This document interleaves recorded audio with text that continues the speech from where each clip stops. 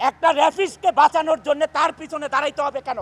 ভাত পাবেন না, ভাত খাওয়ার কোনো কিছু নাই আপনার, কেন তাকে বাঁচাইতে হবে আপনার? একটা লোক র্যাপ করে তারা যাকে র্যাপ করছে তার বাবা মা একটা লয়ার ধরে তার ন্যায় বিচার পাওয়ার জন্য, আর যে র্যাপ করছে সেও লয়ার ধরকে তাকে খালাস করার জন্য। ওই লয়ারদের মা বাবা নাই, ওই লয়ারদের বোন নাই, ওই লয়ারদের বউ নাই, তার মেয়ে নাই, ওই লয়ারদের কোনো সন্তান নাই। একটা র্যাফিসকে বাঁচানোর জন্য তার পিছনে দাঁড়াইতে হবে কেন? ভাত পাবেন না, ভাত খাওয়ার কোনো কিছু নাই আপনার, কেন তাকে বাঁচাইতে হবে আপনার?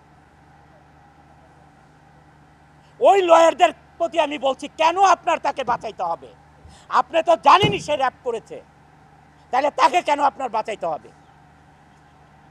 শুধু টাকার জন্যে, এই টাকা না কামাইয়া আপনার সংসার আরো ভালো চলবে, পবিত্রতার সহিত চলবে, আপনার ছেলেমেয়েরা ভালো থাকবে, সুশিক্ষিত হবে, খালি সার্টিফিকেট দেখাবেন আমি পাস করছি। এই জন্যে আমি আবারও সবার কাছে অনুরোধ করছি, এগুলির থেকে বিরত থাকেন। আপনার পুলিশ ভাইরা অনেক কষ্ট করছে, আপনারা ন্যায় বিচারের জন্য কোর্টে হাজির করুন।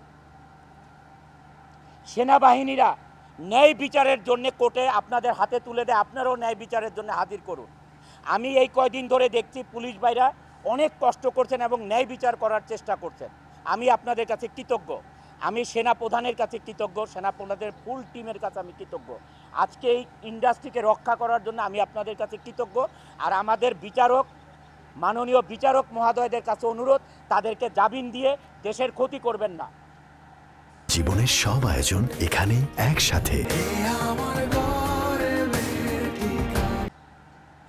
আর যেই লয়াররা তাদের পাশে দাঁড়ান, দয়া করে দাঁড়াবেন না।